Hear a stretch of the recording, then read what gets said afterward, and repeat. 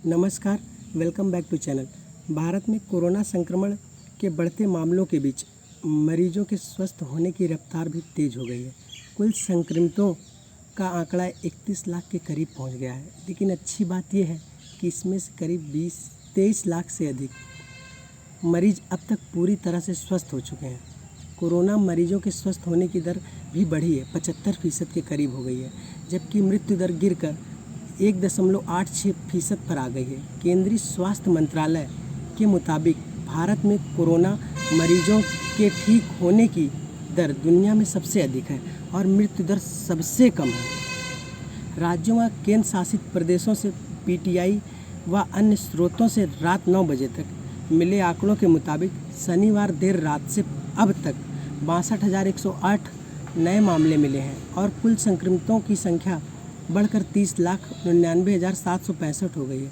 इस दौरान 56,512 मरीज ठीक भी हुए हैं और स्वस्थ होने वाले लोगों का आंकड़ा 23,27,566 हो गया है। सक्रिय मामले 7,14,586 रह गए हैं। अब तक 57,613 लोगों की जान जा चुकी है। रविवार को 851 लोगों की मौत हुई। वहीं स्वास्थ्य मंत्रालय की तरफ से रविवार सुबह 8 बजे जारी आंकड़ों के मुताबिक बीते 24 घंटों के दौरान देश भर में 69,239 मामले सामने आए हैं और संक्रमितों का आंकड़ा बढ़कर 30,44,940 हो गया है, लगभग 31 लाख। इस दौरान 912 लोगों की मृत्यु भी हुई है। तो बढ़ते हैं आज की बड़ी खबर की ओर। गोरिल्ला, वनमानुष और व्हेल को भी है कोरोना का खतरा। मनुष्य की तरह लुप्तप्राय प्रजातियों में भी कोरोना होने का खतरा एक समान। भारत में कोरोना की स्थिति तो अभी बताई ही है मैंने। ACE2 के बारे में बताएंगे आगे। जीनोमिक विश्लेषण को भी हम जानेंगे थोड़ा अच्छी तरीके से। तो आज की बड़ी खबर ये है कि मनुष्यों की तरह लुप्तप्राय प्रजातियों जैसे गोरिल्ला, वनमानुष, गिब्बन, ग्रे व्हेल और बॉटल नोज डॉल्फिन के साथ साथ चीनी हैमस्टर के भी महामारी से संक्रमित होने का समान रूप से खतरा है। शोधकर्ताओं के मुताबिक ये सब जानवर भी मनुष्यों की तरह ही समान रूप मनुष्य के बराबर समान ही इन पर भी खतरा है। अब तक के शोध के मुताबिक बिल्ली, मवेशियों और भेड़ों जैसे जानवरों में संक्रमण की संभावना जहां मध्यम स्तर की होती है, वहीं कुत्तों, घोड़ों और सूअर में संक्रमण की संभावना बहुत ही निम्न है। कैलिफोर्निया विश्वविद्यालय के एक नए अध्ययन में इस बात की संभावना जताई गई है कि मनुष्यों की तरह लुप्तप्राय प्रजातियों में भी कोरोना होने का खतरा एक समान है। वैज्ञानिकों की एक अंतर्राष्ट्रीय टीम ने मनुष्यों में वायरस के लिए जिम्मेदार ACE2 रिसेप्टर की तुलना विभिन्न तरह की 410 प्रजातियों जैसे कि पक्षियों, मछलियों, उभयचरों, सरीसृपों और स्तनधारियों से की है। इसके लिए उन्होंने जीनोमिक विश्लेषण का इस्तेमाल किया है। ACE2 आमतौर पर कई अलग अलग प्रकार की कोशिकाओं और ऊतकों पर पाया जाता है। इसमें नाक, मुंह और फेफड़े की एपिथेलियल कोशिकाएं भी शामिल हैं।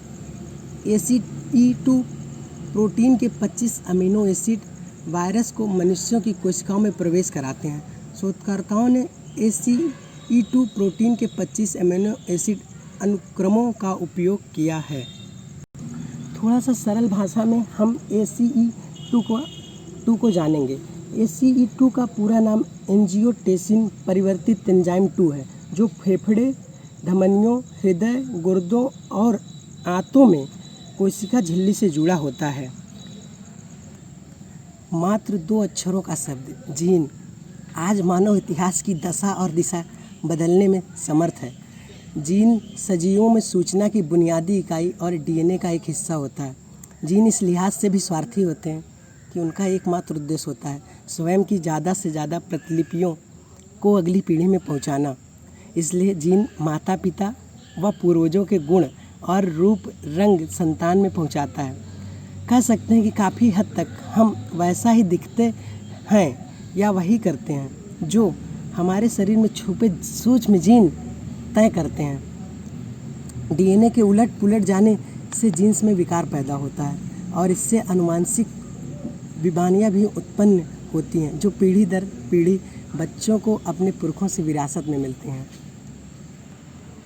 मानव शरीर में जीनों की संख्या 80,000 से 1 लाख तक होती है। इस विशाल समूह को जीनोम नाम से जाना जाता है। जीनोम के अध्ययन को जीनोमिक्स कहा जाता है, चूँकि शरीर में क्रियाशील जीन की स्थिति ही बीमारी विशेष को आमंत्रित करती है। इसलिए वैज्ञानिक लंबे समय से मनुष्य की जीन कुंडली को पढ़ने में जुटे हैं और जीन का अध्ययन कर रहे हैं। 1988 में अमेरिकी सरकार ने अपनी ह्यूमन जीनोम प्रोजेक्ट की शुरुआत की थी। मानव आनुवंशिकी और जीनोम विश्लेषण पर यह सबसे बड़ी परियोजना को वर्ष 2003 में पूरा किया गया। वैज्ञानिकों ने इस प्रोजेक्ट के जरिए इंसान के पूरे जीनोम को पढ़ा।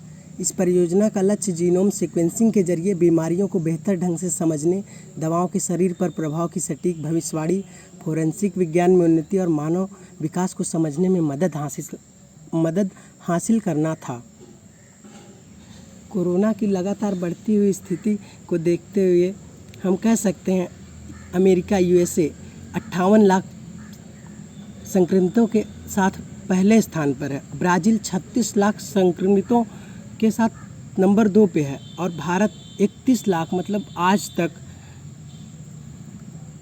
24 अगस्त तक 31 लाख की संक्रमित संख्या है, तीसरे नंबर पर। ऐसा देखते हुए लगता है कि हम जल्द ही दूसरे नंबर पे आ जाएंगे। पूरे वर्ल्ड में कोरोना लगभग 2,35,00,000 लोगों को संक्रमित कर चुका है। आज की ये खबर हम सब के लिए PK सर ने तैयार की थी। जय हिंद, वंदे मातरम।